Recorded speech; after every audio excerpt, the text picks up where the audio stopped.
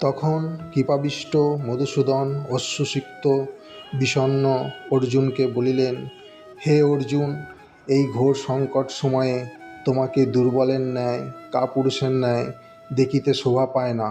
এইসব তুমি ত্যাগ করো এবং যুদ্ধের জন্য প্রস্তুত হও। অর্জুন বলিলেন, পূজনীয় দ্রোণ, ভীষ্ম, এদের সহিত যুদ্ধে আমার বাণ কেমন করে নিক্ষেপ করিব? এরা আমার গুরুজন। ইহাদিগকে বধ না করিয়া ভিক্ষে করাও ভালো। তাছাড়া ইহলোকে যে অর্থকাম ভোগ হবে তাহা গুরুজনদের রক্তমাখা হবে।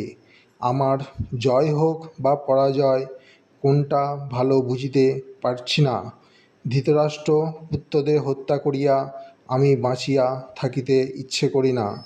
যা করিলে আমার ভালো হয় তাহা আমাকে ঠিক করিয়া বুঝাইয়া বলো।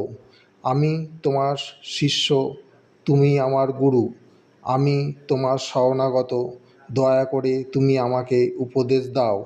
আমি এই সমস্ত রাজ্য এবং দেবলোক পাইলেও আমার ইন্দ্রিয় সকল ভিতরে ভিতরে ক্ষতবিক্ষত হচ্ছে। তাহা কিসে যাইবে সেই উপদেশ আমায় দাও, না হলে আমি যুদ্ধ করিব না। এই বলিয়া অর্জুন চুপ করিয়া রহিলেন।